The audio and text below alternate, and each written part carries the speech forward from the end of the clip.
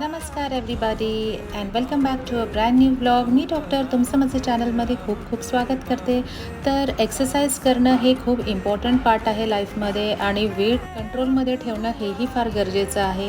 काही लोकांचं मेटाबॉलिझम खूप स्लो असतं, सेम तसंच माझं आहे. माझं खाणं काही जास्त नाही आहे, पण मला एक्सरसाइज करणं फार इम्पॉर्टंट आहे.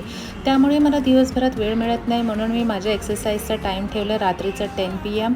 तर 10 PM ते 10 PM. तर आता मी स्टार्ट केलेलं आहे इंटरमिटंट फास्टिंग.